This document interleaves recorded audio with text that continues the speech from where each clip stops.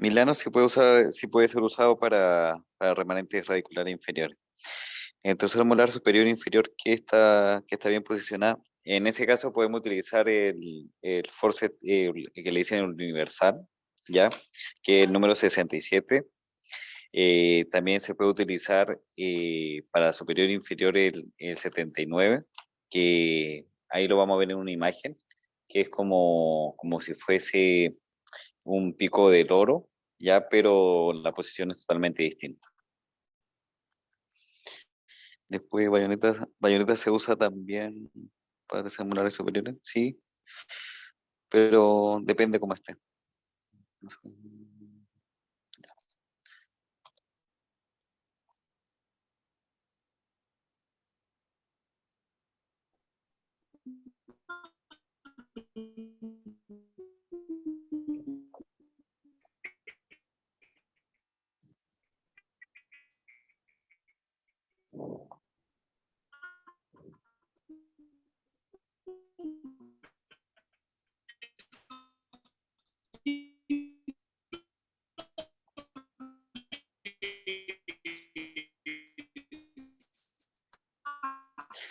El 69, resto de colares inferiores. Por la forma es más propicio para el superior. La extracción de mucosales se realiza mediante una incisión. La alternativa lineal, la B semilunar, la C Losange, perdón, la B Losange, la D mucoperióstica. ¿Cuál creen ustedes? Recordemos apagar los audios, por favor.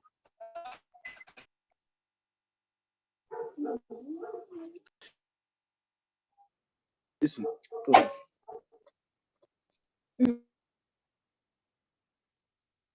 ¿Cuándo ustedes realizarían una extirpación de mucosales, ya, como se ve en la fotografía? ¿Qué tipo de incisión van a realizar?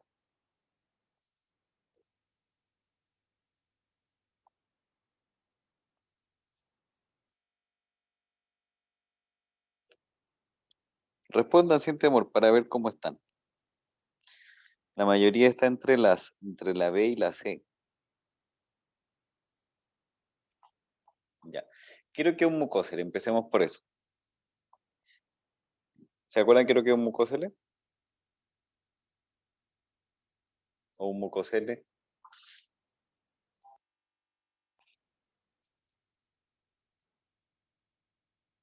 Ya. Recordemos que en el labio inferior, por ejemplo, en esta imagen, es una imagen del labio inferior. Acá tenemos prácticamente los incisivos centrales. Acá está, por ejemplo, las glándulas salivales accesorias, ya que están a nivel en la mucosa del labio inferior, ¿ya?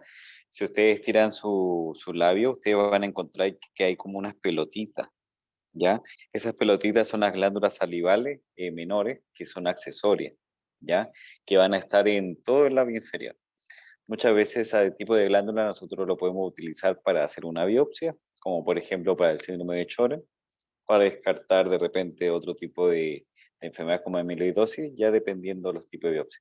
Pero normalmente, por ejemplo, en niños o de repente en personas que han sufrido algún tipo de trauma, se puede formar un mucocele porque de repente, recordemos que una glándula salival accesoria o glándula salival menor es como si fuese un globo, ¿ya? Pero un globo abierto, ¿ya? En donde va a fabricar por ejemplo, es como si fuese este globo, pero este globo debe tener una salida, ¿cierto? En condiciones normales. Ese globo fabrica la saliva y va saliendo por ese conducto salival.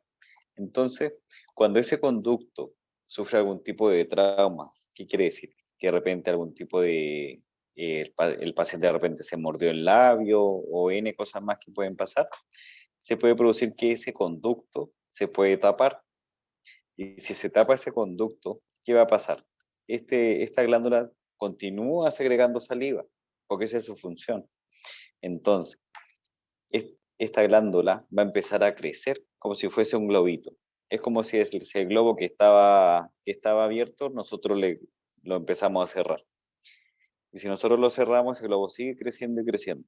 ¿ya? Crece a tal punto que ustedes clínicamente van a ver como si fuese una lesión prácticamente exofítica, ya como si fuera nódulo en algunas ocasiones, ya, pero más que todo como si fuese una lesión exofítica, va a ser firme, ustedes la van a presionar, va a ser firme, ¿ya? Va a ser dolor en pocas ocasiones, de repente van a encontrar, de repente, si es que tiene un poco más de tiempo, de repente zonas que son más blanquecinas, porque de repente ya ha sufrido mucho más trauma por el hecho de que tiene mayor volumen en la zona. El paciente les va a decir que en algunas ocasiones se desinfla y después nuevamente se vuelve a inflar, ¿ya? Entonces en ese caso estamos frente a un mucocelio. Es netamente es la oclusión de la luz del conducto que secreta la saliva y por lo tanto lo que se tiene que hacer es retirar completamente esa glándula menor. ¿Y cómo se realiza? ¿Ya? En este tipo, si yo realizo, por ejemplo, una incisión lineal, por ejemplo, si yo parto acá la parte prácticamente en dos, ¿ya? ¿Qué pasaría? Estaría prácticamente vaciando el contenido, sí, ya de repente solucionando por ese momento el problema, pero voy a tener todavía la glándula en posición. Entonces, en ese caso, no me va a servir hacer una incisión lineal, ¿ya? Hacer una incisión semilunar, en este caso, es precisamente hacer como una media luna, ya en este caso no me va a servir. Ese abordaje o ese tipo de incisión semilunar, yo lo voy a ocupar, sí, pero para procedimientos como, por ejemplo, una cirugía periapical, ya, por ejemplo, voy a hacer una pisectomía, ahí sí voy a usar una incisión semilunar para poder llegar hasta el ápice del diente, poder retirar ese ápice, colocar la medicación y nuevamente cerrar. Pero en este caso no me va a servir. Y la D, una mucoperióstica, no me serviría por completo, tendría que de repente hacer una incisión a fondo de surco y mediante esa incisión despegar todo el tejido perióstico y llegar hasta esta lesión. Sería muy traumático realizar ese tipo de abordaje, por lo tanto, el más factible para hacer este tipo de incisión va a ser el tipo Losange, ¿ya? En el cual yo tengo una descarga, es como si fuera en dos semilunares, una semilunar por acá y una semilunar por acá. Tenemos como si fuera una guatita y unas partes que son ya mucho más agudas que terminan prácticamente en punto.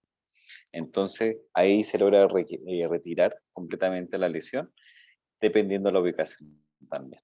Entonces, la alternativa correcta es la B, la incisión de tipo Losange para retirar el mucocelio.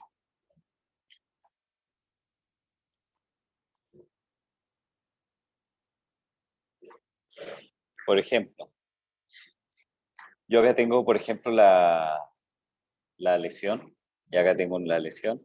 Si ustedes logran ver, acá está el mucocelio. Entonces, se le va a realizar las dos descargas laterales, como se logra ver aquí, y ahí se va a poder evidenciar la glándula. Cuando esta glándula, hay veces que de repente el mucosele no está tan expuesto, como por así decirlo, ¿ya? No está muy como aflorecido, no está exofítico, se comportaría en algunos casos como un nódulo. En esos casos, en mi caso, yo prefiero hacer una línea, ya porque no está muy superficial la lesión, pero prefiero hacer una línea y retirar completamente la lesión y después cerrar. ¿Ya? Pero en la mayoría de los casos lo vamos a utilizar en los anchos, cuando está completamente florecida, por así decir, la lesión completamente afuera, la glándula, por así decirlo. ¿Ya? En esos casos sí utilizaría la los anchos, donde se realizan las dos descargas laterales y se retira completamente la lesión. Recuerde que al momento de retirar la lesión se debe ir el contenido completo de la glándula, ¿ya? Completamente la glándula completa, ya de repente se puede reventar, pero retirar completamente los restos de esa glándula, para que no haya problemas de residuo después, que de repente nuevamente vuelva a crecer, porque de repente queda un resto de esta glándula, de repente al momento de nosotros hacer el procedimiento, de repente dañamos otra glándula que estaba por ahí, entonces tenemos que tener ese cuidado también.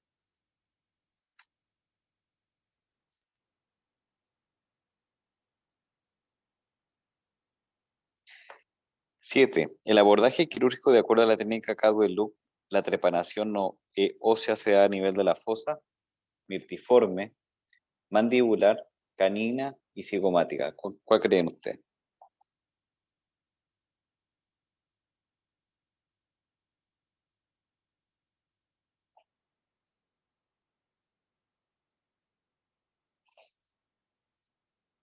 La mayoría está entre la B, la D.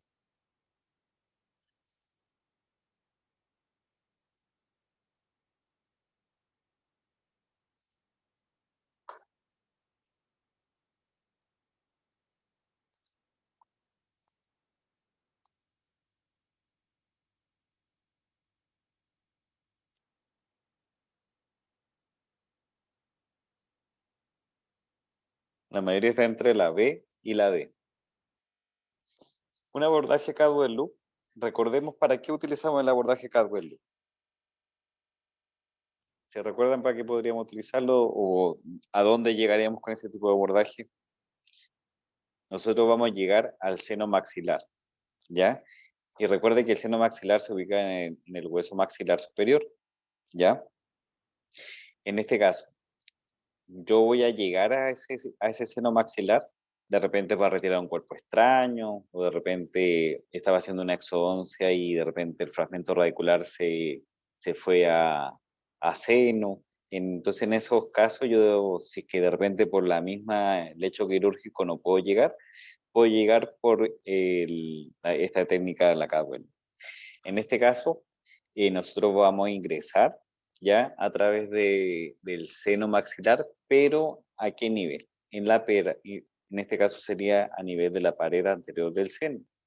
Y en este caso, esa pared anterior del seno, donde mayormente se encuentra, sería en la alternativa B, en la fosa canina. ¿Ya? En esa fosa canina, yo voy a hacer el abordaje para poder ingresar al seno maxilar. Como podemos ver aquí, por ejemplo, acá tenemos una fotografía. Acá tenemos, por ejemplo, acá están las piezas dentarias, tenemos fondo de surco, se hace la incisión y a este nivel es donde yo voy a encontrar el seno maxilar. Entonces, la mayoría de los casos que realizan a nivel de la fosa canina, se va a realizar de repente un contorneo del tejido óseo, ya en donde se va a hacer un desgaste como si fuese un círculo o una forma de repente elíptica, en donde yo voy a poder ingresar. Primero voy a destapar, voy a retirar ese fragmento óseo, se hace como una como una sección, como una osteotomía a este nivel, ¿ya? En donde yo retiro esa tapita de hueso y ¿qué voy a encontrar ahí? Voy a encontrar ahí, si es que hice una técnica bastante cuidadosa, puedo encontrar de repente la membrana sinusal, ¿ya? Y si de repente fui demasiado traumático al momento de realizar el procedimiento, ya netamente encontraría el seno maxilar y por ahí podría ingresar para retirar de repente fragmento óseo, de repente un fragmento de una pieza dentaria, de repente una pieza dentaria completa, de repente un implante o un cuerpo extraño, o de repente hay un procedimiento infeccioso a nivel de seno y es de tipo odontogénico, también se puede ingresar por ahí para retirar de repente toda la membrana dependiendo del tratamiento que haya que hacer. En ese caso, el abordaje se llama el Cadwell Loop, que es a este nivel de la fosa, donde prácticamente se hace una ventana ósea, ¿ya? Donde se va a poder ingresar al seno maxilar mediante ese abordaje.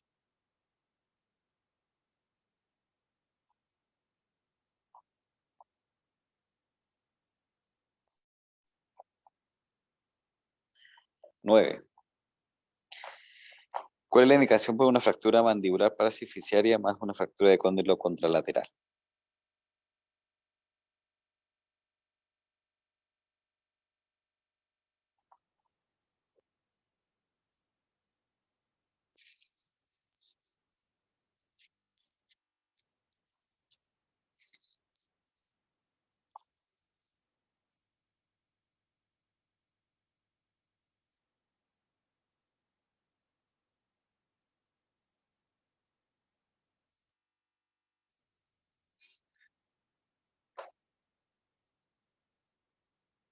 En este caso, la alternativa correcta es la C.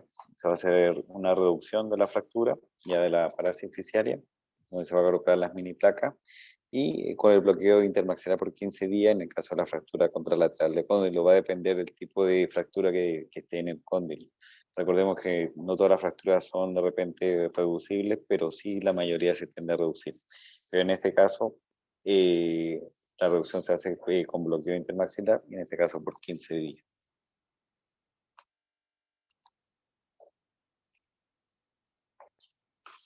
Hay en ocasiones que la fractura puede ser de repente intracapsular, o sea, dentro de la cápsula, donde está netamente el cóndilo, ¿ya? Donde está prácticamente la cabeza del cóndilo. Hay pues también fracturas que pueden estar ocasionadas a nivel del cuello del cóndilo, ¿ya? Y también a nivel de la base del cóndilo, ya dependiendo de la posición donde esté esa fractura y también de la edad del paciente, se va a hacer el tratamiento indicado. En muchas ocasiones se utiliza este tipo de procedimiento para este tipo de solución, en donde de repente hacer un bloqueo por 15 días va a tener de repente resultados satisfactorios, de repente si no hay un desplazamiento significativo. Cuando tenemos desplazamiento, ya el tratamiento cambia completamente, ya no podríamos utilizar de repente un tratamiento muy conservador. En esos casos sí se utilizan de repente mini placas con tornillo de osteosíntesis y también de repente algún tipo de fijación extra dependiendo del tipo de fractura. Hay en ocasiones cuando de repente hay fracturas intracapsulares, pues se puede dejar así tal cual como está. De repente hay fractura de cuello, en donde hay en algunas revistas hasta que le ponen un solo tornillo, hasta de repente otros que le ponen una o dos placas, dependiendo de cómo esté. A nivel de lo que sería el cuello, muchas veces se utiliza dos placas juntas para poder reducir este tipo de fractura.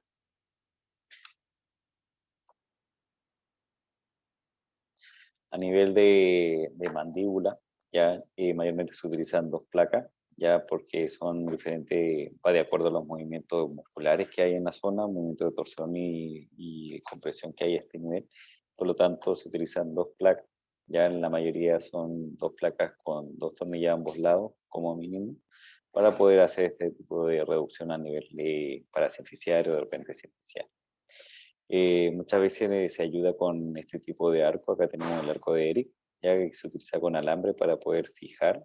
Ya de repente si hay un fragmento, de repente una fractura dental-alveolar, de repente una fractura de mandibular que de repente el paciente no tiene la opción a comprar de mini placa, de repente donde estemos no hay opción a mini placa, se puede utilizar el arco de Eric para poder estabilizar la fractura y que el paciente pueda más o menos correlacionar su mordida tanto la mandíbula que correlacione bien con la maxila. En muchos casos se utiliza este tipo de fijación no alámbrica mediante estos jevecitos que son de ortodoncia, que van a ayudar a que esa mordida se vaya más o menos delimitando para que ustedes puedan tener la mordida previa que tenía el paciente y de repente en algunos casos hasta dirigir la mordida total.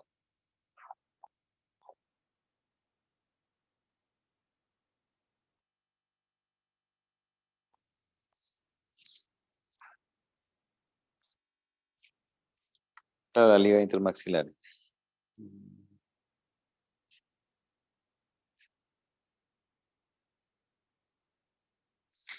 La fractura va a depender de la edad del paciente y también del tipo de fractura.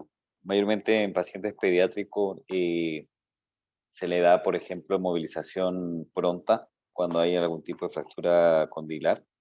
De repente no requiere un abordaje quirúrgico, va a depender del tipo de fractura y también recordemos que un paciente pediátrico si tiene una fractura condilar, al momento de colocar placa, el paciente está en estado de crecimiento, entonces tiene que ser una placa reabsorbible, también el tema del costo y todo ello, pero este tema es bien controversial, ya no hay algo tajante como por ejemplo, yo realizo por ejemplo algo y es netamente solamente ese tratamiento. No, hay diferentes alternativas de tratamiento y de acuerdo a eso va dirigida la actuación del facultativo. ¿El paciente se queda de por vida con las placas? Sí, se puede quedar de por vida. Recordemos que las placas son de titanio de tercer grado, ya de grado médico, en el cual son biocompatibles, en muchas ocasiones hasta logró crecer el hueso sobre la placa, dada la biocompatibilidad que presenta este tipo de material. ¿Por cuánto tiempo llevará el arco? Mayormente el arco lo manejamos un promedio de 2 a 3 meses, ¿ya? Se logra tener el arco en posición. En el caso que el paciente no tenga alguna fijación, como por ejemplo una osteosíntesis, ahí puede ser en menor tiempo, ya dado que la osteosíntesis va a prácticamente reemplazar prácticamente el arco en algunas ocasiones, pero lo ideal es mantener el arco cuando tenemos osteosíntesis para correlacionar la mordida y que vaya bien y que quede lo más exacto, lo más aproximado como tenía previamente el paciente.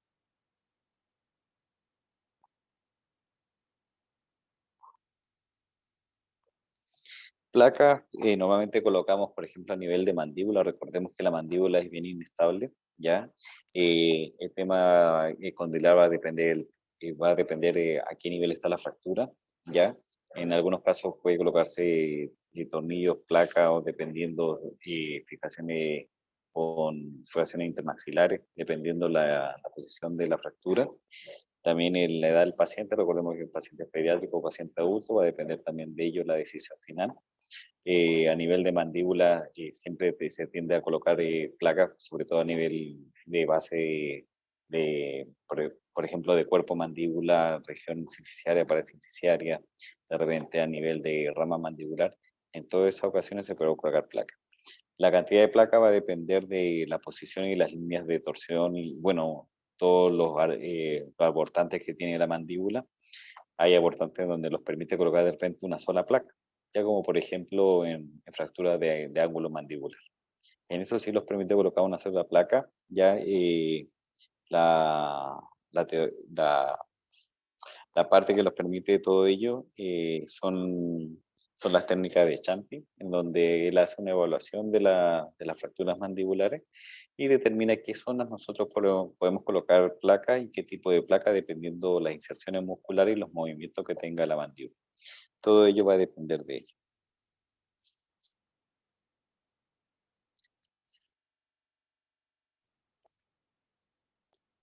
15 días sí, a mí también me parece poco, pero es la respuesta que tienen en el CODIR. Esa es la respuesta que dan como correcta en el CODIR. A mí igual no me parece una pregunta muy reducida, ¿ya? Pero es la respuesta, es la pregunta que viene de Codiro y la respuesta que da Codiro. A mí, por ejemplo, me faltarían muchos más datos para correlacionar bien qué está pasando, porque de repente si adosáramos de repente la edad del paciente o de repente otro dato más, podría ser mucho más exacto.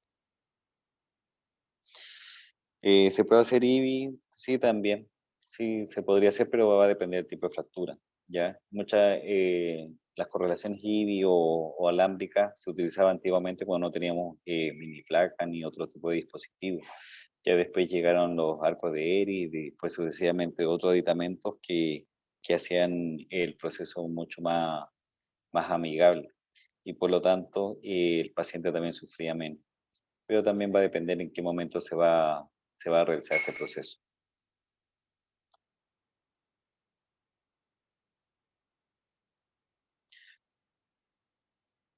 10.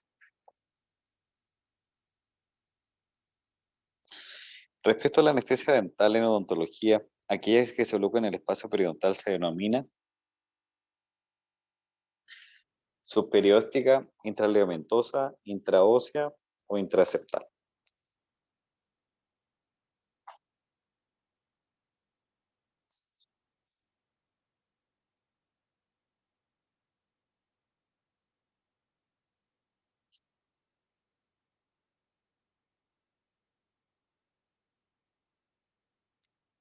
Ya, entonces, en este caso, subperióstica es cuando la colocamos por debajo del periósteo, perdón.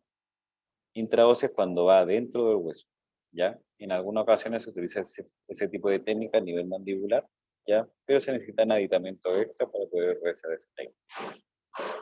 La intraglamentosa, que es la correcta, es la que vamos a utilizar entre el diente y el tejido de soporte del diente, a nivel de todo lo que es la parte ligamentosa. Y es la que se va a utilizar en este tipo de procedimiento. Esta intraligamentosa, para nosotros hacer una exodoncia, tenemos que evitarla. Ya muchas ocasiones la realizan para hacer una exodoncia, pero tenemos que evitarla como vimos anteriormente, por el tema de que de repente podemos ocasionar a que el paciente después tenga una alveolitis, ¿ya? Entonces, en esos casos, evitar este tipo de anestesia intralementosa, interceptar, porque son muy probables que le estamos colocando a nuestro paciente de repente este tipo de anestesia intralementosa.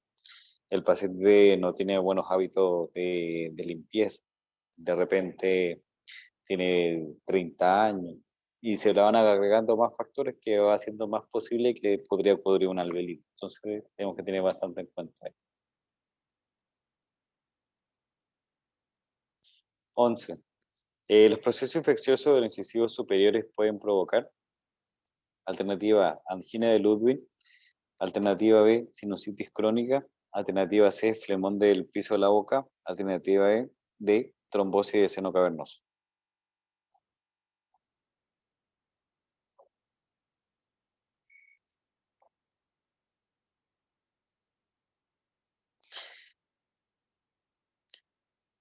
Intraceptal, ¿a qué se refiere? Intraceptal se da entre diente y diente, donde están las troneras, ¿ya? Ahí donde se coloca justo en la cresta alveolar, ahí se coloca ese tipo de anestesia intraceptal. Es como si fuese como anestesia a la papila, por así decirlo. ¿De esto los huesos esponjosos y fibras? Sí, eso va directamente al hueso esponjoso. Hay que hacer una preparación a la cortical, ya para poder ingresar a la medular ósea y por ahí colocar la anestesia.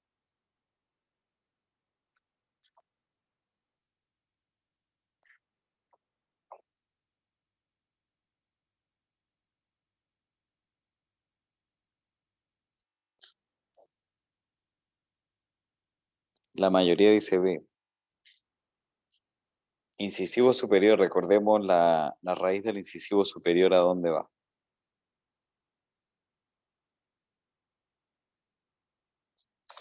La alternativa correcta es la D, trombosis del seno cavernoso. Una sinusitis crónica me podría provocar de repente un segundo premolar, de repente un primer molar, segundo molar, porque están más cercanos al seno maxilar. Pero cuando nosotros hablamos, por ejemplo, de un incisivo superior, por la ubicación que tiene, es más probable que de repente afecte la región geniana, toda la zona de repente orbitaria, por la ubicación que tiene y la particularidad que tiene el espacio. En este caso, cuando ya progresa una infección del incisivo superior, puede provocar aumento de volumen en la región geniana y también aumento de volumen en la región periorbitaria. En estos casos, cuando llega el aumento de volumen a nivel ya la región periorbitaria, el paciente va a estar prácticamente con su ojito cerrado. Entonces, en muchas ocasiones puede provocar diferentes tipos de alteraciones. La trombosis del seno cavernoso no es nada más que un trombo que se va a provocar a nivel del seno cavernoso, en donde confluyen varias venas. Tenemos la vena facial, el plexo venoso pterigoideo, la vena yugular interna, ¿ya? Y todo eso puede provocarse una flebitis. En muchos casos, ese tipo de trombosis puede ser por origen odontogénico y puede ser a nivel del 7% de los casos, ¿ya? Entonces, una infección que sea en el sector anterosuperior, es muy probable que pueda producir algún tipo de infección, y una complicación de esa infección puede ser la trombosis seno-cavernosa, en donde todas las infecciones que haya, o de todas las trombosis seno-cavernosas que hay actualmente, 7 de cada 100 pacientes puede ser de que esa trombosis se haya originado a raíz de repente de una pieza dentaria del sector anterosuperior.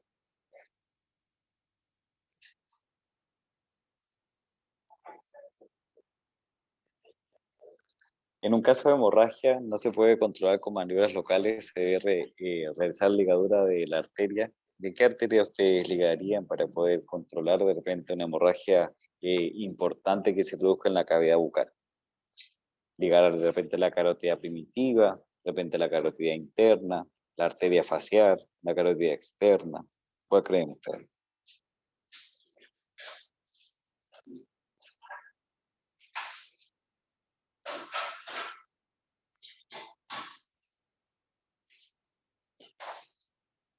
Sinusitis puede ser ocasionada por terceras molares, Sí, la tercera molar superior podría ocasionar. Sí, sí podría ser porque de repente muchas veces se retira la tercera superior, de repente tenía de repente un proceso inflamatorio, crónico o N cosas que pueden pasar en la pieza, de repente impactación de alimentos, de repente una comunicación bucosinusal y que puede ocasionar que haya una sinusitis odontogénica.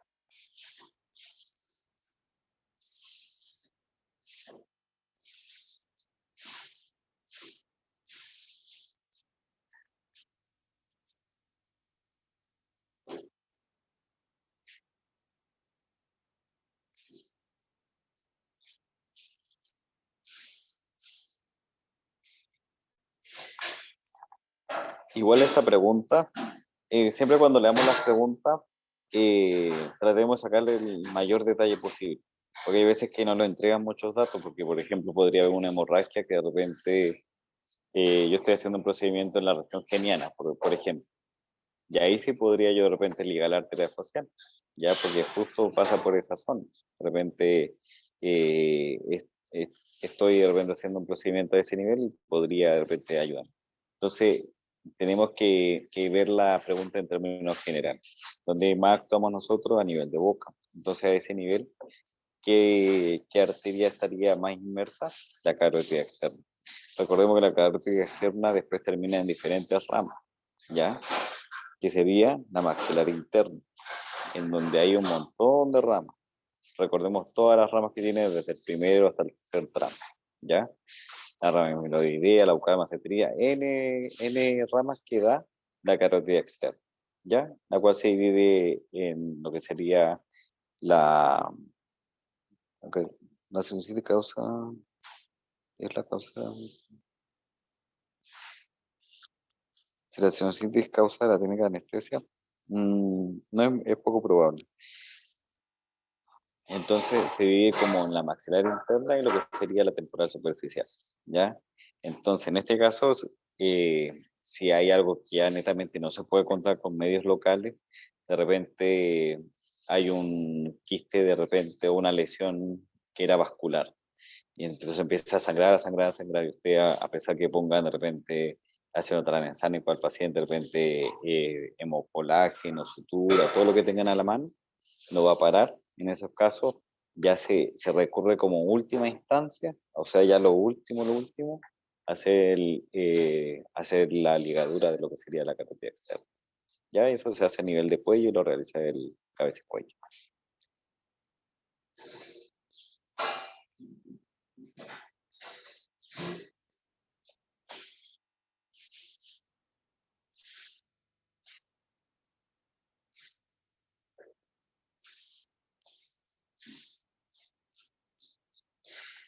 La 13.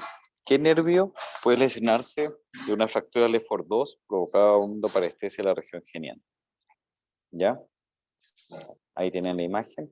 Ya la Lefort 2 podría ser el aurículo temporal, el bucal, el facial o el infraorbitario. ¿Cuál creen ustedes?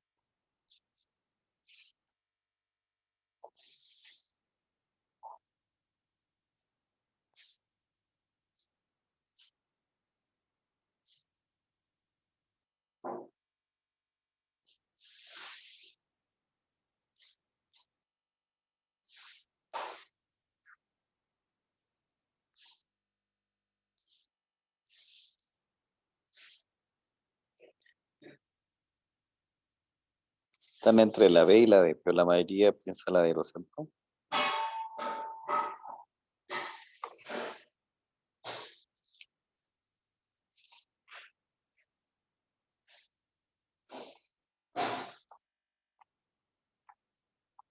La alternativa correcta es la D, el infraorbital, ¿ya?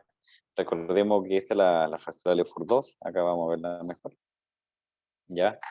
La Lefort 2, recordemos que es una fractura que va a pasar por diferentes fragmentos óseos de diferentes partes de diferentes huesos, por así decirlo. ¿Ya? Donde tenemos, por ejemplo, el compromiso del hueso frontal, los huesos propios de la nariz. Acá tenemos el unguis, también lo que sería la, la parte esta sería el hueso maxilar. Poco probable, pero en algunos casos podría estar comprometido el cigomático, pero es poco probable, ¿ya?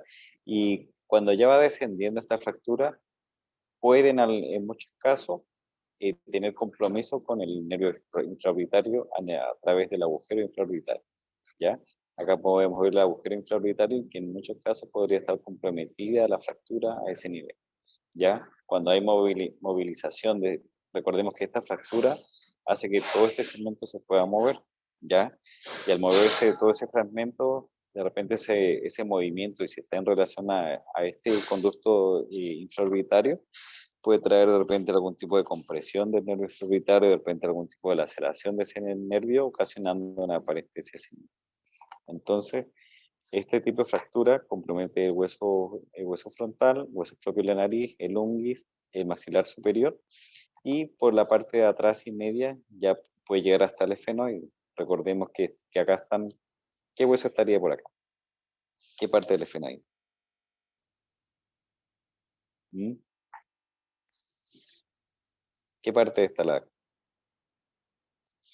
¿Qué apófisis? La apófisis pterigoidea, ¿cierto? Acá está la apófisis pterigoidea que también podría sufrir algún tipo de, también podría sufrir alguna fractura. Después hacia la parte media, ya va subiendo a través del vómer, ¿ya?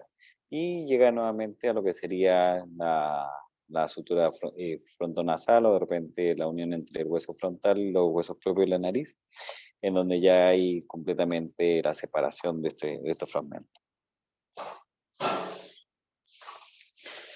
El Alefor 1, ¿qué nervio podría lesionarse? A ver, ¿cuál creen ustedes? ¿Cómo es el Alefor 1?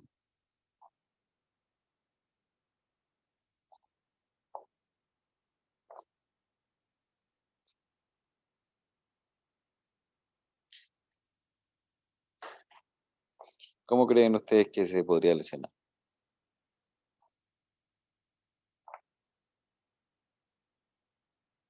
¿Mm? El Alefor 1.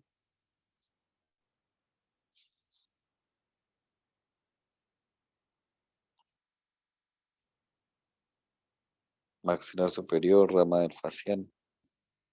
En este caso, el facial es poco probable porque va más que todo a nivel externo. En el caso del maxilar superior, puede ser nervio palatino, ya, alveolar posterior, dependiendo, sí, la ubicación en la que esté. De repente ramas terminales, pero mayormente no sufre complicaciones tan importantes como podría ser de repente la LEFOR 2 o la LEFOR 3. En el caso de la LEFOR 1, recordemos que la fractura se da, es como si nosotros cortásemos el maxilar a este nivel, como si lo cortásemos de forma horizontal, ¿ya? En este caso una forma triangular, pero en la LEFOR 1 es netamente horizontal, en donde va a estar comprometido, ¿cómo se llama esta fosa? Los orbitarios podría ser de repente la LEFOR 3, pero la LEFOR 1 no. ¿Cómo podría ser esta parte de acá? ¿Cómo se llama esta parte? ¿No se escucha?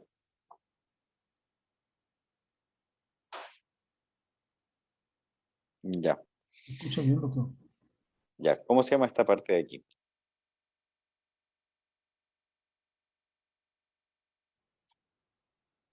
Acá estamos con la cavidad nasal, ya la fosita periforme, ya. Y a este nivel, en la pared anterior del seno, y también va bajando a nivel superior de lo que sería los ápices de las piezas dentarias, ¿ya? Se va a ir hacia atrás y también va a afectar también la apófisis pterigoide y también la separación con el vómer, lo que va a hacer que prácticamente como si esto estuviese descolgado la maxila de todo el cráneo, ¿ya? En donde ustedes van a ver al paciente y van a tocar lo incisivo superior y se va a movilizar todo el maxilar, ¿ya?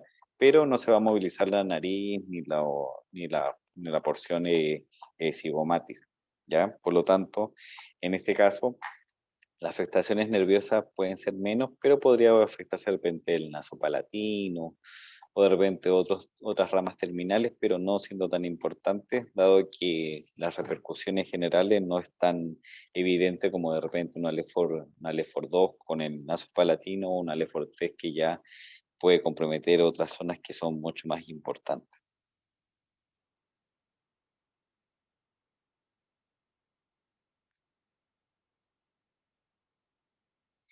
En el caso para diferenciar entre la LEFOR 1, LEFOR 2, LEFOR 3, ¿ya? La LEFOR 3 lo principal es que, es que como hay una separación prácticamente total entre la cara y el cráneo, ya por así decirlo, en ese caso, lo principal que tiene que tener en cuenta es que puede afectarse los nervios ópticos. Eso es lo principal en una LEFOR 3. En una LEFOR 2, recordemos el infraorbitario, y en una LEFOR 1 podría ser el nasopalatino. Esos son los principales.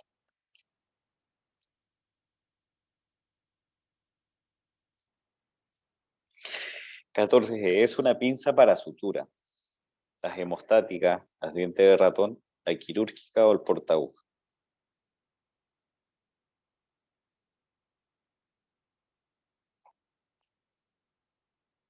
A ver, vayan respondiendo. La mayoría dice la D, portaguja.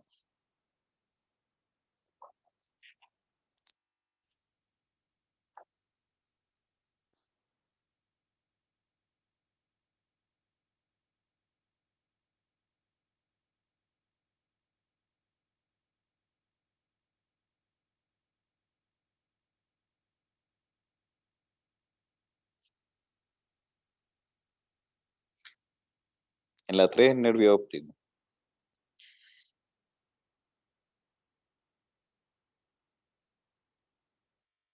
En la LEFOR 3, sobre todo el nervio óptico, el principal.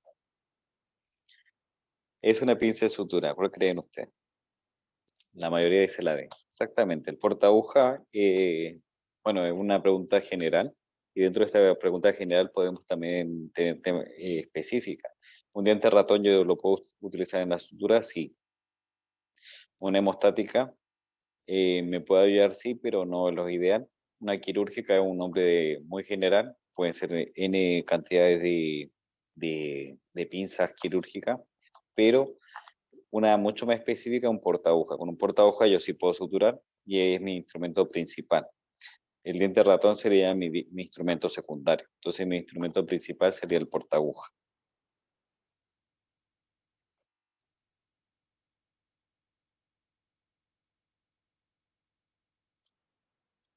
Bueno, esto es un video de sutura, pero lo principal es netamente tener el agarre del portaaguja, saber que siempre se va de tejido móvil a tejido fijo, nunca al revés, evitar siempre eso, por el tema de desgarro, el tema del afrontamiento de los tejidos, y todo ello va a ayudar a que nosotros podamos suturar bien y que podamos netamente eh, emparejar o de repente afrontar los colgajos, de repente los abordajes que hayamos realizado. ¿Ya? Tener en cuenta que el posicionamiento de esta pinza es en la parte activa de la pinza de sutura, y recordemos que la parte activa tiene ciertas rugosidades que permite la firmeza del instrumento.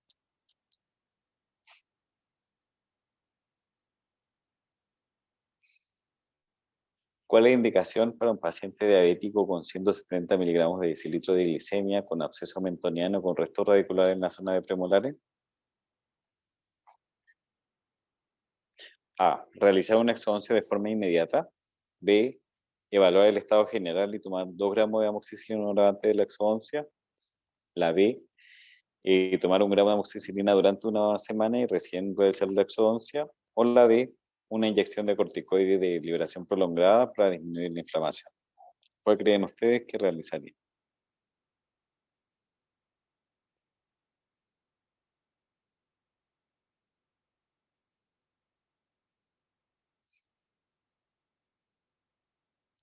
La C. La mayoría dice C. Respondamos todos, que somos varios.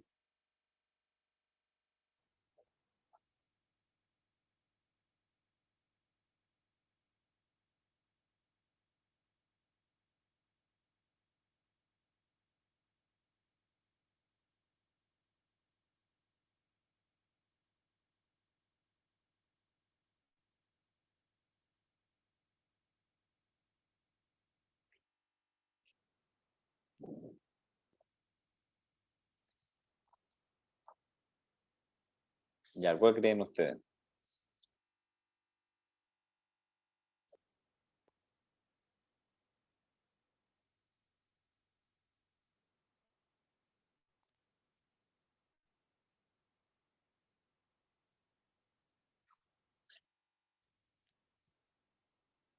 Está entre la B, la D y la C. Ya veré. Yo paciente diabético, ya, yo le puedo realizar un procedimiento con 170 miligramos de decilitro, un procedimiento quirúrgico. ¿Creen ustedes? ¿Sí o no?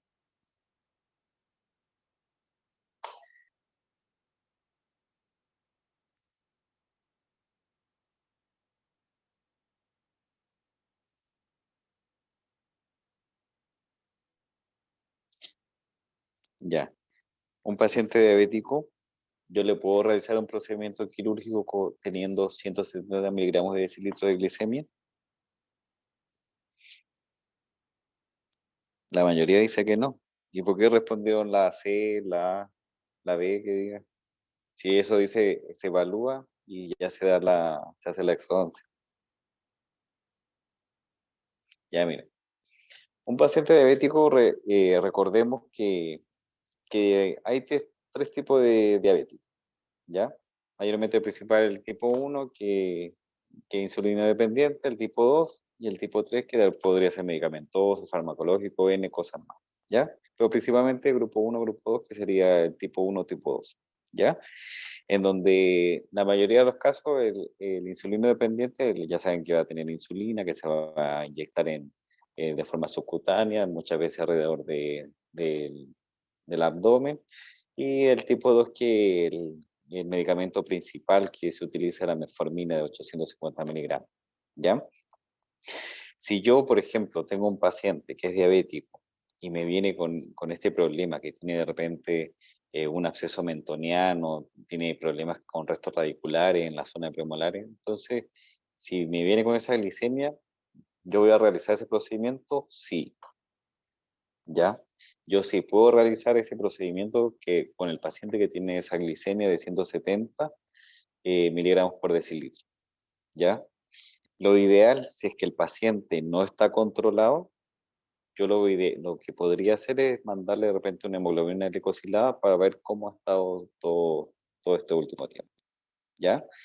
Si tengo un paciente controlado, que quiere decir que toma medicación, va yendo a sus citas médicas y todo ello, pero ustedes saben que a veces el paciente no toma el medicamento, una fecha sí, otra fecha no, y de repente puede ir fluctuando ese 170, de repente un día es 320, otro día es 120, otro día es 400, entonces no tiene un orden correcto. Si quiero ver si ese paciente ha tenido un orden, un tratamiento estándar o correcto o promedio, yo lo que le voy a tomar una hemoglobina glicosilada, donde me va a decir si el tratamiento que tiene ese paciente dentro de esos últimos 3 meses ha sido de forma correcta, ¿ya? Y eso me va a dar por cierto porcentaje que me da la hemoglobina glicosilada.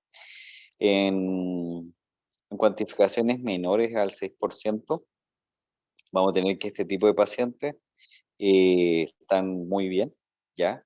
Pero cuando son sobre el 8%, ya vamos a tener ciertos cuidados, pero siempre teniendo en cuenta la hemoglobina en sangre en el momento, ya que muchas veces se realiza con el hemoglucotest, que se pone una lanceta en el pulpejo del dedo, se extrae una gotita de sangre y un lector de glicemia los da la glicemia del momento. En ese caso, para este tipo de pacientes yo puedo tener máximo, como máximo, eso ténganlo en cuenta, hasta 180 miligramos por decilitro.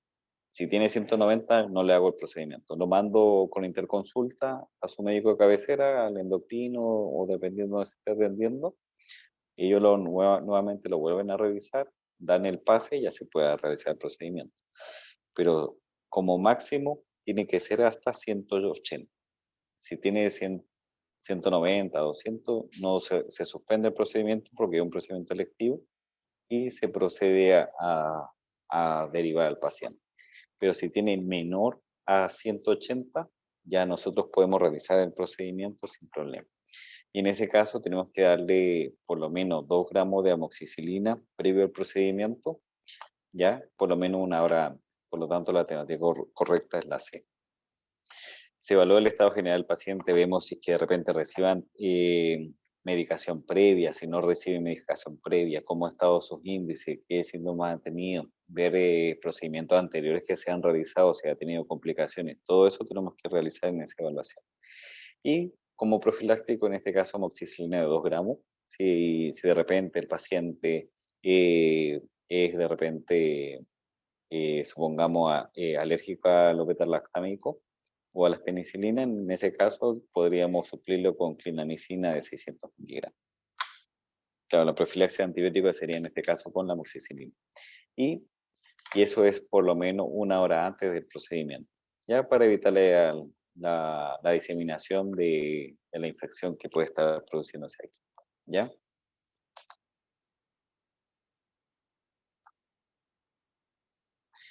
¿Qué es trismus? La alternativa A nos dice una contracción hipertónica de los músculos masticadores, una contracción tónica de los músculos masticadores, una contracción hipotónica de los músculos masticadores o una contracción isotónica e isométrica. ¿Cuál creen ustedes? A, B, C, D.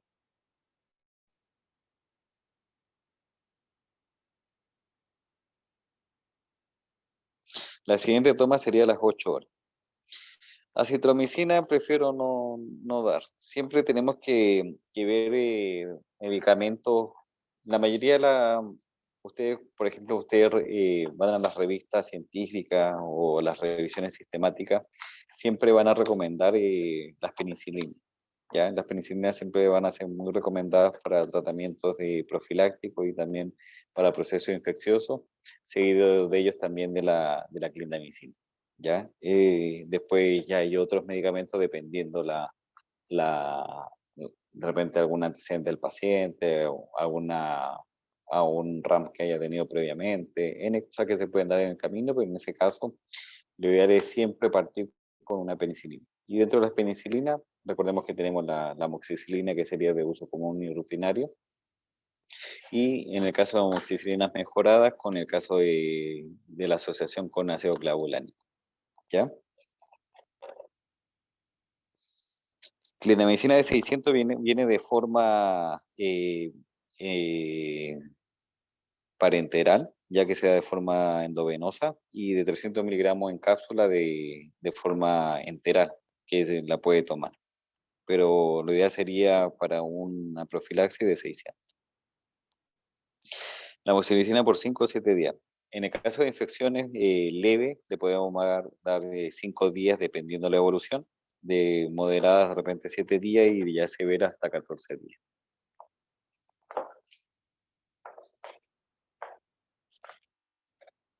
Ya, y la alternativa correcta es la A. ¿Ya? En este caso se da una contracción hipertónica de los músculos masticadores. En la mayoría de los casos se da este trismo en procedimientos quirúrgicos y sobre todo en procedimientos quirúrgicos a nivel de lo que sería a nivel mandibular, ya en relación a la tercera molar inferior.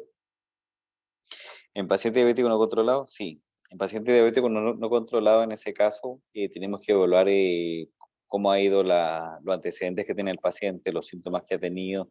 De repente tiene otra alteración, tiene movilidad de piezas dentarias, de repente no hemos diagnosticado bien la enfermedad y dependiendo si es que estamos tratando una emergencia o una urgencia, de repente un procedimiento electivo, de acuerdo a ello vamos a catalogar al paciente y vamos a determinar si es que lo atendemos en ese momento o no lo atendemos en ese momento. Pero si su glicemia está menor a 180, yo sí lo puedo atender, ¿ya?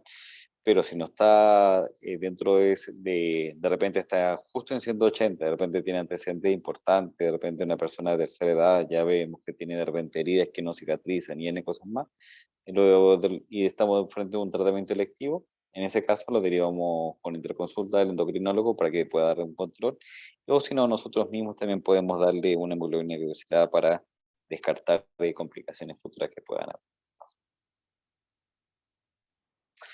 Ya, el trismo, por ejemplo, se da en procedimientos quirúrgicos cruentos, que sea a nivel de mandíbula, en relación a la tercera molar inferior, también infiltraciones con anestésicos. Recordemos que cuando nosotros infiltramos anestésicos locales, sobre todo a nivel troncular, podemos pasar las fibras musculares del músculo trigote interno provocando en algunos casos una reacción hipertónica en relación a que el paciente después no pueda aperturar su boca, o en procedimiento que ha sido de repente que demora 1 hora, 2 horas, 3 horas, dependiendo ese tiempo, también se pueden haber este tipo de complicaciones.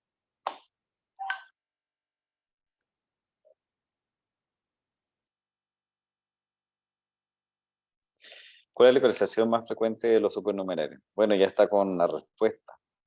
Ya, la más frecuente en la región antero-superior, ya sobre todo a este nivel en donde están los mesiodens, ya, ahí prácticamente es casi el 50% de los casos. Eh, en mi caso yo no lo veo mucho esto por el tema de que mayormente este tipo de dientes supernumerarios se descubre en las primeras épocas de vida o en la primera etapa de vida.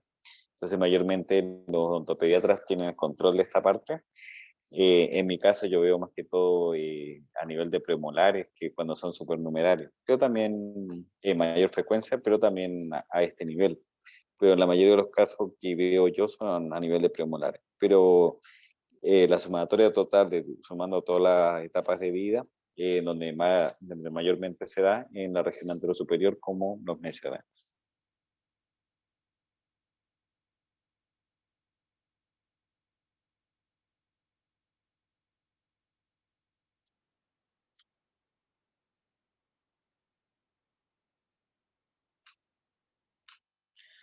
Se denomina higiene del uve un proceso infeccioso que abarca la región sublingual unilateral, la región parotidia pterigoidea bilateral, la región submaxilar sublingual y submentoniana bilateral y de la región masseterina unilateral. Dicen la A, la B, la A, la B, la B, la B, la B, la B, la B, la B, la B, la B, la B, la B.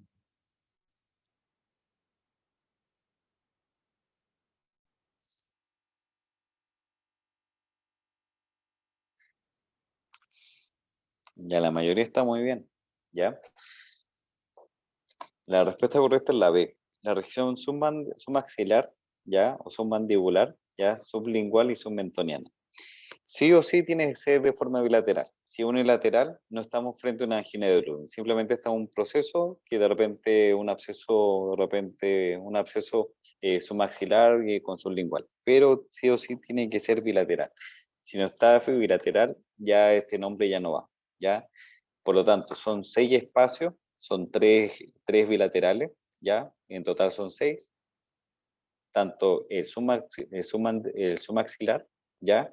El submentoniano y el sublingual que va a estar por dentro de boca, que va a dar esta denominación, este proceso infeccioso, que es bastante importante a nuestro parecer, dado que en este tipo de paciente puede comprometerse la vida del paciente y puede llegar hasta necesitar hasta UCI, hasta morir. Entonces, por lo tanto, tenemos que tener bastante cuenta en este tipo de casos.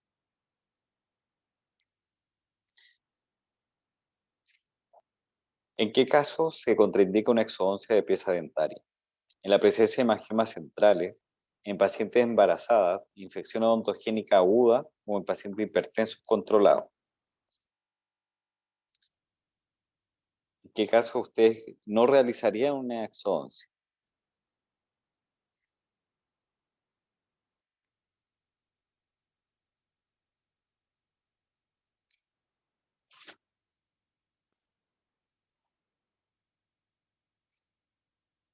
Muy bien, la mayoría piensa realmente todo. Está muy bien. La A es la correcta, ¿ya? La presencia de hemangiomas centrales, ¿por qué? Recordemos que un hemangioma, ya por el nombre, es como que hubiera sangre, ya es como que hubieran varios vasos sanguíneos, como por ejemplo estuviera la arteria facial, la maxilar, todas las ramas de la maxilar interna y todo junto acá. Imagínense yo hacer una biopsia a un vaso sanguíneo y que sean no solamente uno, que sean varios. Entonces en ese entonces vamos a tener un sangrado profuso que no vamos a poder controlar, ¿ya? Y por lo tanto en ese caso está completamente contraindicada una exodoncia de una pieza dentaria que tenga, por ejemplo, la presencia de un hemangioma central. ¿ya? En pacientes embarazadas sí se puede realizar exodoncia hasta entre los 3 a los 6 meses, en donde es la época de ventana segura. Antes de los 3 meses, por la organogénesis que se están formando sus órganos del recién nacido, se evita y pasa a los 6 meses por el simple hecho de que de repente pudiese haber un parto prematuro, también se exceptúa un poco, pero se puede realizar en algunas ocasiones en ciertos casos, no en todos. En una infección ontogénica aguda, ¿se podría realizar una exodoncia? Sí, pero teniendo ciertas indicaciones. Y de repente, al momento de utilizar yo, hacer el procedimiento, a tener una antibioterapia, recordemos que el medio del pH va a cambiar porque el pH de una infección aguda, ya un pH ya ácido. Recordemos que mi anestesia me va a aplicar muy bien o va a hacer efecto muy bien en un medio prácticamente alcalino, o no tanto alcalino, sino casi neutro alcalino, porque está entre 7.3, 7.35, por ahí está el pH del cuerpo. Pero si yo, mi cuerpo tiene un pH de 7.35, pero si yo en este medio, por ejemplo, hay una infección, supongamos, y yo quiero colocar la anestesia, ustedes saben que cuando ustedes colocan la anestesia en un paciente que está con infección, prácticamente no le hace el efecto deseado. Puede ser un efecto vago, sí, pero no el efecto deseado. ¿Por qué? Porque el ácido el medio, como va a cambiar, el pH va a impedir que la lidocaína o el anestésico local llegue hasta la membrana del axón o de la terminación nerviosa. Y eso ocasiona que, como no llega a esa zona, no se va a bloquear la bomba de sodio y potasio. Por lo tanto, el sodio no va a poder, no va a poder, va a poder entrar al medio intracelular, ya porque recordemos que a nivel extracelular me parece que son 140 equivalentes por decilitro, no recuerdo muy bien, pero al momento de ingresar, ya ahí es donde se realiza la polarización, ya es donde pasa ya el estímulo y donde el paciente puede provocarse dolor, ¿ya? Pero en el caso, recuerden, cuando venía el anestésico local y se ubicaba en la bomba de sodio, prácticamente la taponeaba y hacía que el sodio no ingrese y el potasio no salga de la célula. Y esto ocasionaba que el paciente, usted le realizara un estímulo o una provocación de dolor y no sintiese dolor, ¿ya? En el caso que nosotros necesitáramos hacer una exodoncia en un paciente con infección ontogénica aguda, sí se podría hacer, ¿ya?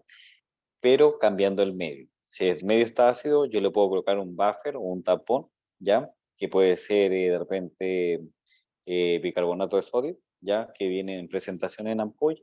Y yo lo puedo colocar junto con anestésico local y me va a cambiar el medio para que las fibras nerviosas se puedan eh, evitar que se despolalicen para que ya no haya la conducción nerviosa y no tenga el problema.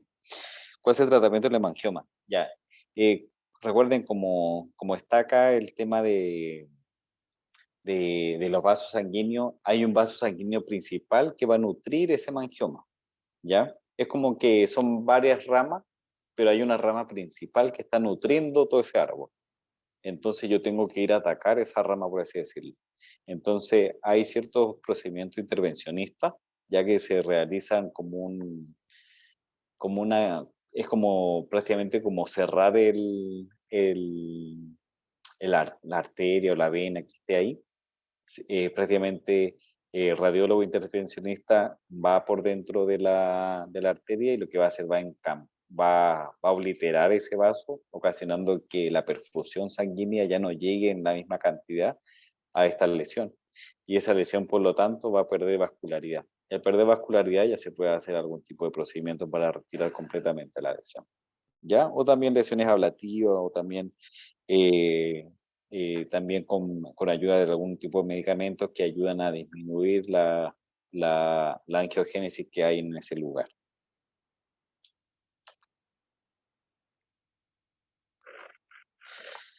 20. Se denomina, a ver, no leo bien, se denomina empiema la colección purulenta que se localiza en piso de la boca, región maceterina, seno maxilar, glándula parotidiana. El dibujo es muy explícito, así que está fácil.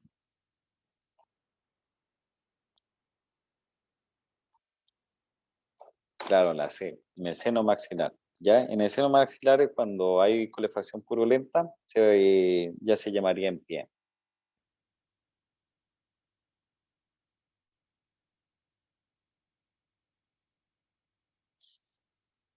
¿Cuál es el tratamiento de emergencia en un paciente con hemorragia por alveolo post-exodoncia? Ya ustedes están realizaron un paciente una exodoncia y de ahí se va a su casa y de repente después llega la emergencia o de repente a su consultorio que está sangrando y sangrando y no para. Entonces, ¿qué tendrían que realizar ustedes? Ustedes retirarían el coágulo mal formado y se realiza una compresión y después realizan la sutura. O de repente ustedes indican bajo receta una medicación de un coagulante, de repente podría ser un ácido tranexámico para que se tome, para que calme un poquito. O ustedes indican buche con antisépticos y antibióticos para controlar de repente una infección que puede estar localizada. O lo derivamos al laboratorio para indicar análisis de laboratorio, de repente alteración del factor 8, von Willebrand o N factores que pueden estar ocasionando esto. ¿Cuál creen ustedes? La mayoría dice la A, uno la B, la C, pero la mayoría está la A. Entre la A y la B. Sí, podría ser. Pero lo principal, en este caso, cuando llega un paciente con una hemorragia post-exodoncia, nosotros tenemos que evaluar qué está pasando ahí. ¿Ya? Entonces, ¿qué hacemos? Primero retiramos el coágulo mal conformado y realizamos una compresión local. ¿Ya? A raíz de realizar esa compresión local, ya nosotros evaluamos bien qué está sucediendo. De repente hay un fragmento dependiendo de tejido granulomatoso, lo retiramos. Hay veces que realizan exodoncia y no realizan el retiro de repente de alguna lesión periapical que haya en la zona, o de repente a un granuloma que haya a nivel del ápice. No lo retiran completamente, no lo limpian, entonces también ahí eso también trae problemas de hemorragia. Lo ideal es retirar el coágulo mal formado, se realiza la compresión y también la sutura de ese alveolo. Ya los pasos en sí los vamos a ver al siguiente. Por ejemplo, cuando nosotros estamos frente a un paciente sano, que no tiene antecedentes de importancia, le han de repente retirado anteriormente una pieza dentaria y no ha tenido problema, nunca se ha enfermado ni nada, está completamente sano y de repente usted realiza una exodoncia y de repente presenta la hemorragia post-exodoncia. Primero tenemos que hablar sí o sí la historia clínica, ¿ya? Ahondar de repente en antecedentes importantes, algún tipo de medicamento que esté usando, que haya usado últimamente. Todo eso tenemos que verlo en la historia clínica y si no está, preguntarle al paciente o al familiar que vaya con él. Cuando ya es asequible a tratamiento, ¿ya? En ese caso, colocamos una anestesia local, hacemos una irrigación con cloruro de sodio, ya al 9%, lavamos bien, ya puede ser que todavía siga sangrando, pero lo lavamos bien, retiramos los coágulos mal formados y una vez que ya está limpio ese alveolo, nosotros vamos a instalar una esponja hemostática, ¿ya? Instalamos la esponja hemostática y procedemos a suturar. Ya suturamos completamente ese alveolo para mantener esa esponja en posición y también para que provoque a que ese coágulo que se va a formar se mantenga dentro del alveolo. Y a ese paciente cuando es sano, yo lo voy a evaluar o lo voy a reevaluar a los 7 días, ¿ya? En donde ya lo reevalúo, veo cómo está y retiramos la sutura y ya estaría normal, ningún problema. En aspectos generales, por ejemplo, la hemorragia, nosotros para evaluar una hemorragia netamente la hacemos de forma clínica. Yo no necesito de repente una radiografía, de repente un examen de laboratorio para ver que es realmente una hemorragia, pues yo lo veo clínicamente. ¿Ya? ¿Qué si no me va a traer ese tipo de alteraciones que puede ver el paciente que tenga mal olor? Porque recuerden que la sangre en boca ya pasa un tiempo, ya presenta un mal olor. De repente, si la hemorragia ha sido muy profusa, de repente con mayor cantidad de tiempo, el paciente de repente puede estar de repente pálido, de repente ya con anemia, de repente ya tiene palidez y ya requiere de repente que se le pase de repente líquidos endovenosos. El tiempo mayormente va a estar en relación a las primeras 24 horas después que se haya realizado un procedimiento de exodoncia.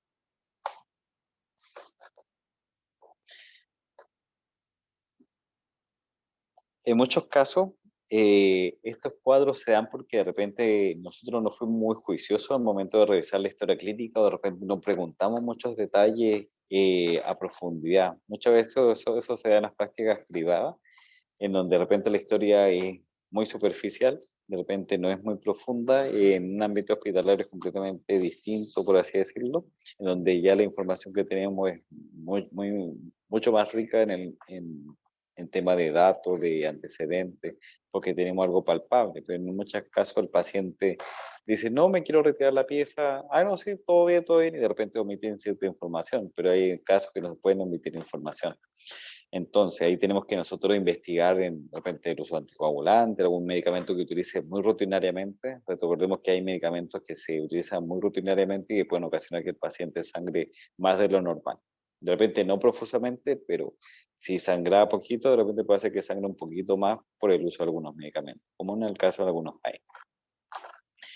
En el caso, por ejemplo, que sufra alguna descarga sanguínea o una alteración, por ejemplo, no sé, que de repente no tenga el factor 8, el von Willebrand, o de repente que sufra otro tipo de enfermedades como, no sé, por ejemplo, hemofilia, N cosas más, ¿ya? De repente nosotros al paciente le dimos ciertas indicaciones, de repente no cargue peso, no sube escalera, no haga esfuerzo físico, no esté masticando en la zona con de repente una dieta dura y de repente se sale de su consultorio y se pone de repente a comer pollo a la brasa, y cosas más que pueden provocar que de repente se lacere la zona, o de repente que se remueva ese coágulo, de repente llega a su casa y empieza a hacer enjuagador de agua con sal.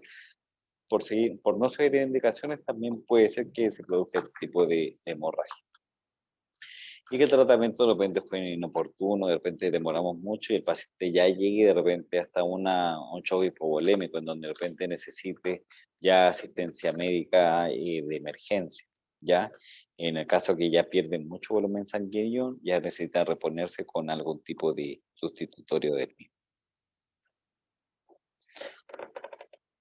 ¿Qué medicamento en nuestro caso se receta? En relación al medicamento, en relación a la hemorragia,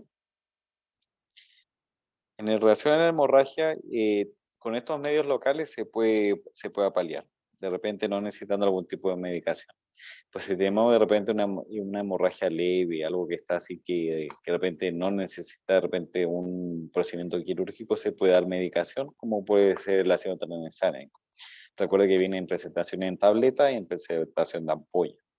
En presentación de tableta viene una presentación de 250 miligramos, ya que se puede dar de repente 2 o 3 veces al día, de repente por 1 o 2 días. No, no por mucho tiempo, porque recuerden que se conforma el coágulo y eso tiende a mejorar bastante bien.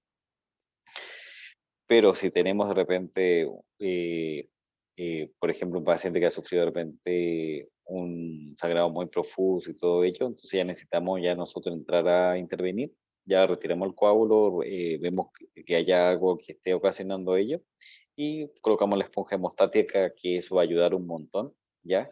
Y la sutura que ayuda a que esa esponja hemostática permanezca en la zona, porque recordemos que tenemos esponja hemostática que al contacto de soluciones o de líquido, prácticamente es como que se deshacen un poco o se vuelven como una gelatina que tiende a retirarse fácilmente. Mientras hay otras esponjas que son un poquito más firmes, como el hemocolágeno, ¿ya? Que son tienen una plancha que su, que su particularidad es que es mucho más firme y que evita que se salga mucho más rápido, que en ese caso sería el ideal.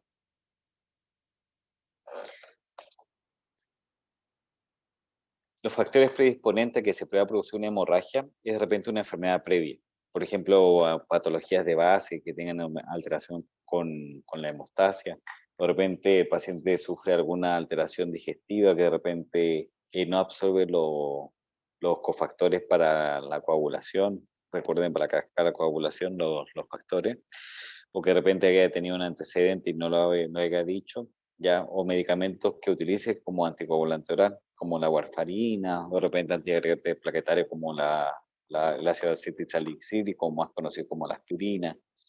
Entonces, todo eso tenemos que tener.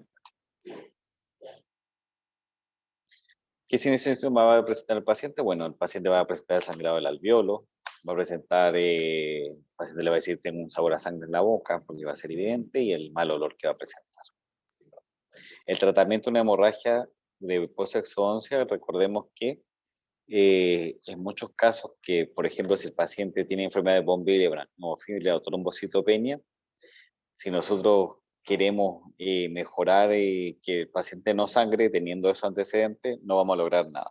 Simplemente vamos a perder tiempo y el paciente se va a seguir desangrando. Cuando el paciente tenga cualquiera de esas enfermedades que están nombradas aquí, como es von Willebrand, hemofilia o trombocitopenia, tenemos que derivarlo a un centro asistencial de mayor complejidad para que lo puedan atender, ¿ya?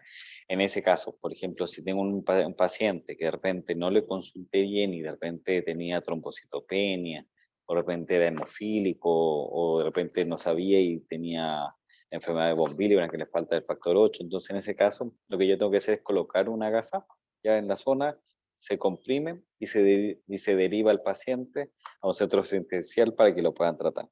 Ahí es donde se tiene que tratar ese tipo de pacientes para que se le dé el tratamiento oportuno y de forma interdisciplinaria con las demás especialidades. El paciente sano ya sabemos que el tratamiento, bueno, esto ya lo vimos, está repetido. El tratamiento de pacientes que utilizan, por ejemplo, un PACO, un anticoagulante oral de vía oral. En este caso, lo que se tiene que realizar es colocar anestesia local, se remueve el coágulo o los restos del coágulo, se realiza la irrigación con suero fisiológico, se coloca la esponja hemostática ya reabsorbible, se procede a realizar la sutura, ¿ya?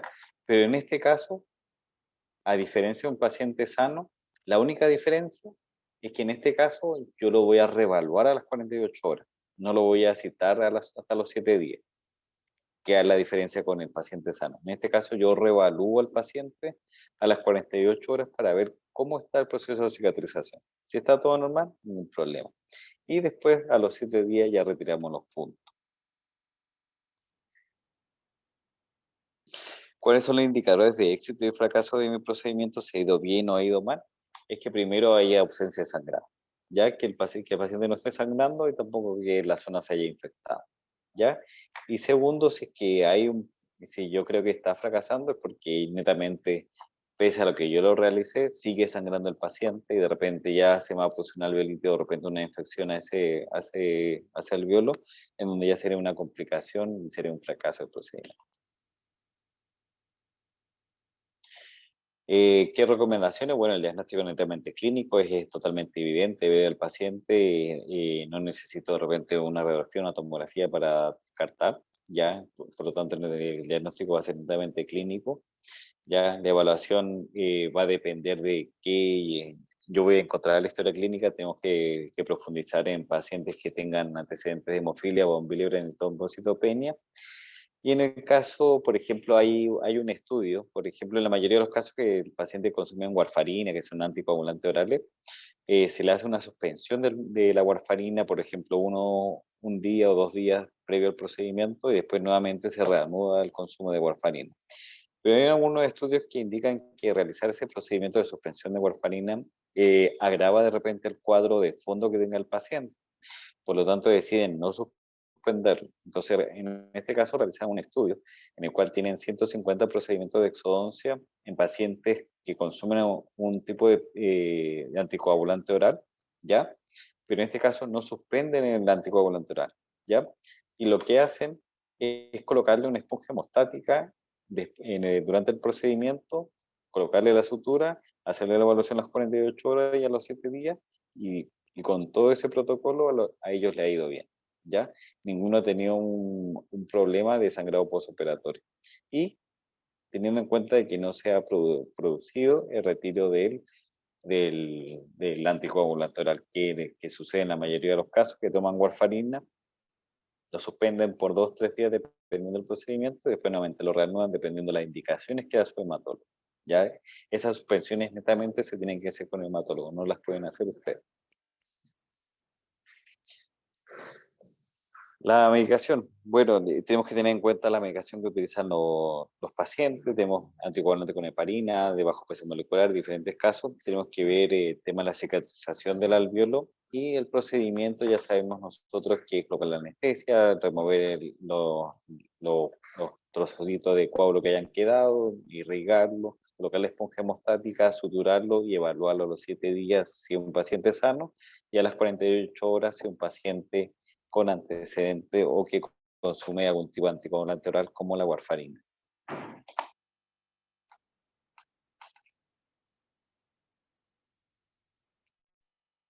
Ya, vamos a tomar un pequeño break y regresamos en 10 minutos para que descansen un ratito, se estiren, tomen un café para que no se duerman, porque ya se han quedado ahí, ya no responden. Ya, regresamos en un ratito, aprovechen de descansar un ratito y regresa, son las 9:07, regresamos a las 9:15. Ok, doctor. Si yo soy chileno, yo soy arequipeño. Arequipeño, peruano y chileno.